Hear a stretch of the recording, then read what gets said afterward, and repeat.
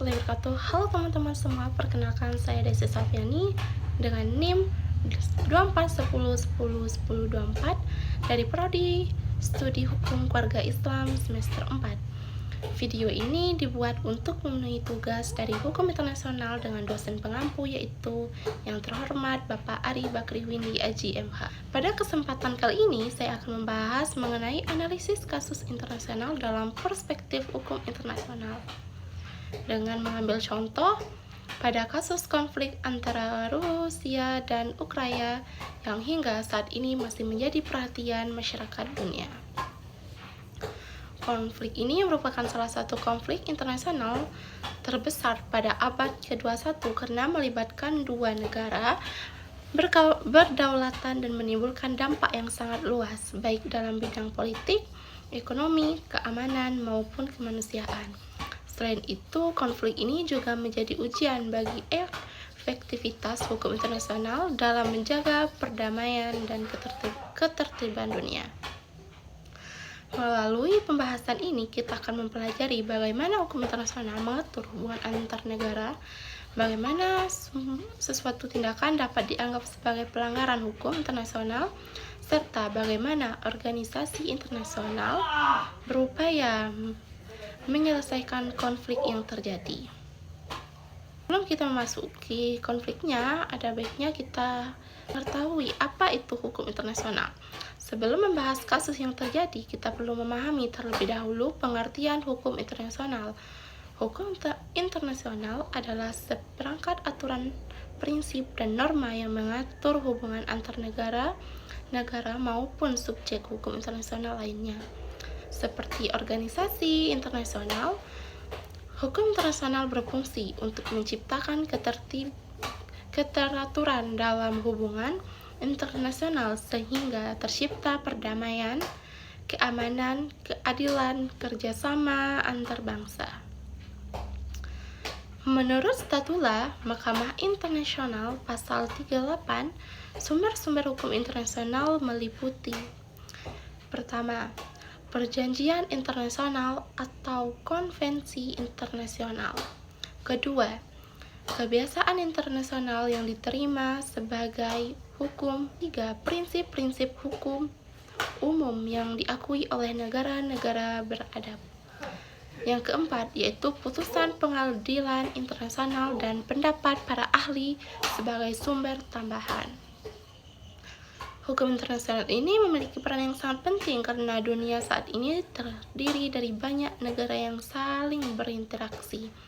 Tanpa adanya aturan yang mengikat, hubungan antar negara dapat menimbulkan konflik yang berkepanjangan dan mengancam perdamaian dunia. Selain itu, hukum internasional juga berfungsi untuk melindungi hak asasi manusia, mengatur perdagangan internasional, mengatasi kejahatan lantas negara, serta menyelesaikan sengketa secara damai. Dan adapun latar belakang konflik Rusia dan Ukraina, yaitu konflik antara Rusia dan Ukraina sebenarnya bukanlah konflik yang muncul secara tiba-tiba. Konflik ini memiliki akar sejarah, politik, dan geopolitik yang cukup panjang. Setelah runtuhnya Uni Soviet pada tahun 1991, Ukraina menjadi negara merdeka, namun hubungan antara Rusia dan Ukraina tetap memiliki keterkaitan yang kuat dalam bidang sejarah, budaya, bahasa, dan ekonomi. Pada tahun 2014 terjadi krisis politik di Ukraina yang menyebabkan perubahan pemerintahan. Rusia kemudian mengambil alih dan mencaplok wilayah Crimea melalui referendum yang kontroversial. Tindakan tersebut mendapatkan kecaman dari banyak negara karena dianggap melarang hukum internasional. Selain Crimea, wilayah Donetsk dan Luhansk di bagian timur Ukraina juga mengalami konflik bersenjata. antara kelompok separatis yang didukung Rusia dengan pemerintah Ukraina. Puncak konflik terjadi pada tanggal 24 Februari 2022 ketika Rusia melancarkan operasi militer besar-besaran ke wilayah Ukraina. Rusia menyatakan bahwa operasi tersebut bertujuan untuk melindungi keamanan nasional dalam kepentingan Rusia. Namun, Ukraina dan sebagai besar negara dunia menganggap tindakan tersebut sebagai invasi militer yang melanggar kedaulatan negara Ukraina. Akibat konflik tersebut, ribuan warga sipil meninggal dunia, jutaan orang mengungsi, serta terjadi kerusakan besar terhadap infrastruktur seperti rumah sakit, sekolah, jalan raya, dan fasilitas publik lainnya. Analisis berdasarkan prinsip kedaulatan negara. Dalam hukum internasional, setiap negara memiliki kedaulatan yang harus dihormati oleh negara lain. Kedaulatan berarti bahwa suatu negara memiliki hak untuk mengatur wilayah dan pemerintahannya sendiri, tanpa campur tangan dari pihak negara lain atau pihak luar. Prinsip ini merupakan salah satu prinsip fundamental yang terdapat dalam Piagam PBB. Invasi Rusia ke wilayah Ukraina dipandang oleh banyak negara sebagai pelanggaran terhadap prinsip kedaulatan negara. Hal ini karena penggunaan kekuatan militer dilakukan tanpa persetujuan pemerintahan Ukraina.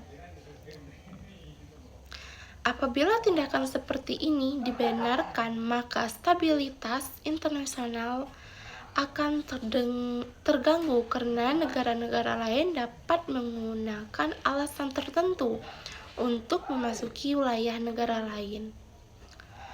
Oleh sebab itu, penghormatan terhadap kedaulatan negara merupakan fondasi utama dalam menjaga ketertiban dunia.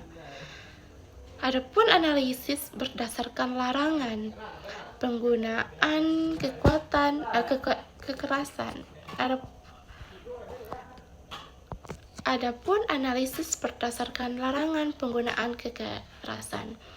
Pasal 2 ayat 4 Piagam PBB menyatakan bahwa semua anggota harus menahan diri dari ancaman maupun penggunaan kekerasan terhadap integritas wilayah dan kemerdekaan politik negara lain. Ketentuan ini merupakan salah satu aturan paling penting dalam hukum internasional modern. Dalam konflik Rusia dan Ukraina, penggunaan kekuatan militer dalam skala besar dianggap sebagai pelanggaran terhadap ketentuan tersebut. Rusia berusaha membenarkan tindakan dengan mengacu pada hak pembela diri yang diatur dalam pasal 51 Piagam PBB. Namun, dalam hukum internasional terdapat syarat-syarat tertentu agar hak bela diri dapat digunakan, antara lain harus ada serangan bersenjata yang nyata, tindakan harus profesional dan diperlakukan untuk mempertahankan diri. Banyak negara pakar hukum internasional berpendapat bahwa alasan yang diajukan Rusia tidak memenuhi syarat tersebut, sehingga penggunaan kekuatan militer tetap dianggap bertentangan dengan hukum internasional. Analisis berdasarkan hukum militer internasional. Hukum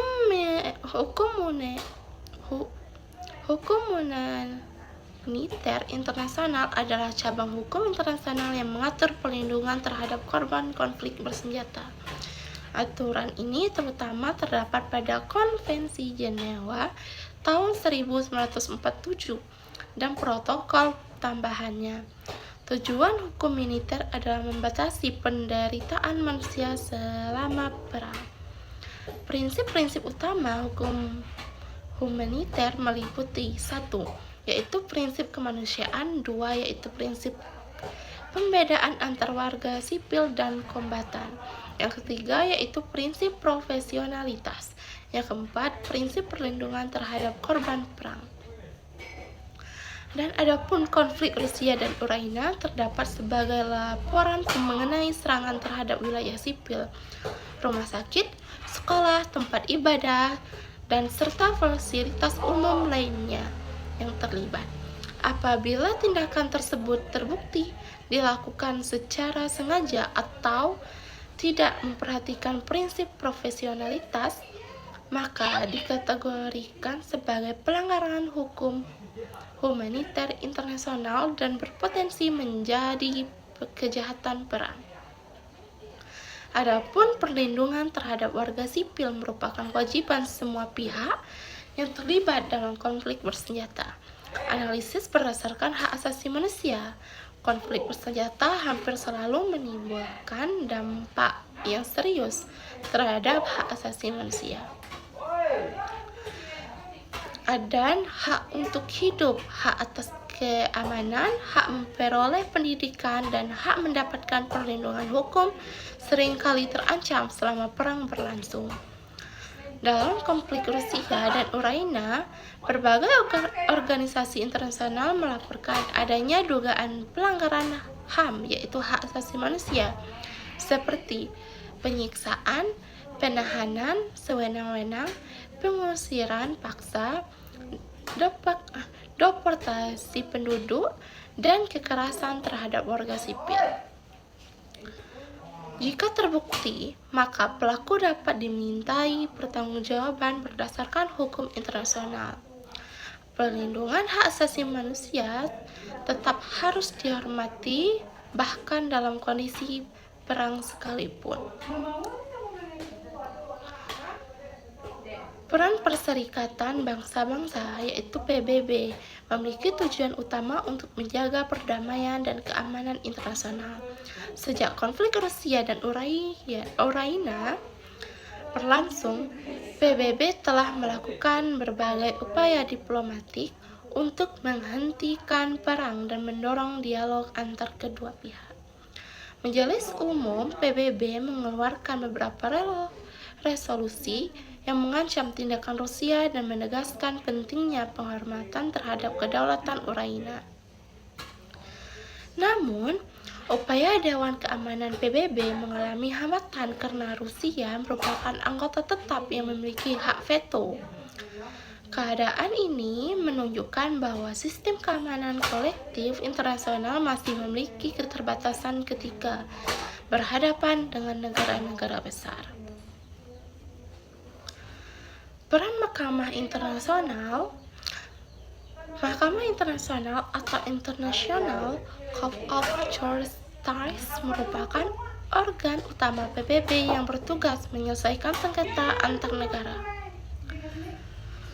Ukraina mengajukan gugatan terhadap Rusia dan meminta Mahkamah Internasional mengambil langkah hukum untuk menghentikan operasi militer. Mahkamah kemudian mengeluarkan putusan, sementara yang meminta Rusia menghentikan operasi militernya. Namun, pelaksanaan putusan tersebut sangat bergantung pada kesediaan negara untuk mematuhinya. Hal ini menjadi salah satu tantangan utama dan menegakkan hukum internasional. Peran Mahkamah Pidana Internasional. Selain Mahkamah Internasional, terdapat pula Mahkamah Pidana Internasional atau International Criminal Court yang berwenang mengadili individu yang diduga melakukan kejahatan internasional. Kejahatan yang menjadi yurisdiksi ICC meliputi 1. Genosida, 2. Kejahatan terhadap kemanusiaan, 3. Kejahatan perang, 4. Kejahatan agresi. ICC melakukan penyelidikan terhadap berbagai dugaan pelanggaran yang terjadi selama konflik Rusia dan Ukraina. Adapun tujuannya adalah memastikan bahwa individu yang bertanggung jawab atas pelanggaran berat tidak terhindar dari pertanggungjawaban hukum. Dampak konflik terhadap dunia internasional yaitu dampak ekonomi. Konflik Rusia dan Ukraina menyebabkan gangguan besar pada perekonomian global. Harga minyak dan gas meningkat tajam karena Rusia merupakan salah satu produsen energi terbesar dunia. Selain itu, Ukraina dan Rusia merupakan pemasok utama gandum dunia sehingga konflik menyebabkan kenaikan harga pangan global. Banyak negara mengalami inflasi dan pelambatan pertumbuhan ekonomi akibat perang tersebut. Yang kedua, adanya dampak politik. Konflik memperburuk hubungan antara Rusia dan negara-negara barat. Berbagai sanksi ekonomi dijatuhkan kepada Rusia termasuk pembatasan perdagangan, pembekuan aset, dan pembatasan akses ke sistem keuangan internasional. Situasi ini meningkatkan ketegangan geopolitik di tingkat global. Yang ketiga, adanya dampak kemanusiaan juga terganggu. Jutaan warga Ukraina terpaksa meninggalkan rumah mereka dan menjadi pengungsi. Kondisi tersebut menciptakan salah satu krisis kemanusiaan terbesar dalam beberapa dekade terakhir. Banyak organisasi kemanusiaan internasional memberikan bantuan berupa makanan, obat-obatan, tempat tinggal sementara, dan layanan kesehatan. Perspektif hukum internasional terhadap penyelesaian konflik. Menurut hukum internasional, sengketa antar negara seharusnya diselesaikan dengan cara damai. Beberapa metode penyelesaian sengketa internasional antar negara lain. Yang pertama, negosiasi. Yang kedua, mediasi. Yang ketiga, konsilasi. Yang keempat, arbitrase. Yang kelima, penyelesaian melalui Mahkamah Internasional. Cara-cara tersebut dipandang lebih efektif dalam menjaga stabilitas internasional dibanding penggunaan kekuatan militer. Perdamaian yang berkelanjutan hanya dapat tercapai apabila semua pihak menghormati hukum internasional dan bersedia menyelesaikan perbedaan melalui dialog. Adapun kesimpulan dari pembahasan di atas yaitu berdasarkan analisis yang telah saya paparkan, dapat disimpulkan bahwa konflik Rusia dan Ukraina merupakan salah satu contoh nyata bagaimana hukum internasional berperan dalam mengatur hubungan antar negara. Dalam perspektif hukum internasional, tindakan invasi militer Rusia dinilai oleh banyak negara sebagai pelanggaran terhadap prinsip kedaulatan negara, larangan penggunaan kekerasan, serta berpotensi melanggar hukum humaniter internasional dan hak asasi manusia atau HAM. Kasus ini juga menunjukkan pentingnya peran organisasi internasional seperti PBB, Mahkamah Internasional, dan Mahkamah Pidana Internasional dalam menjaga perdamaian dunia serta menegakkan hukum internasional. Namun demikian, penegakan hukum internasional masih menghadapi berbagai tantangan, terutama ketika melibatkan negara-negara besar yang memiliki kekuatan politik dan militer yang kuat. Oleh karena itu, diperlukan komitmen bersama dari seluruh negara untuk menghormati hukum internasional, mengedepankan diplomasi, dan menyelesaikan sengketa melalui cara-cara damai demi terciptanya perdamaian keamanan dunia kita. Sekian pembahasan mengenai analisis kasus internasional dalam perspektif hukum internasional. Semoga penjelasan ini dapat menambah wawasan kita dan pemahaman kita mengenai pentingnya hukum internasional dalam menjaga hubungan antar negara serta mewujudkan perdamaian dunia.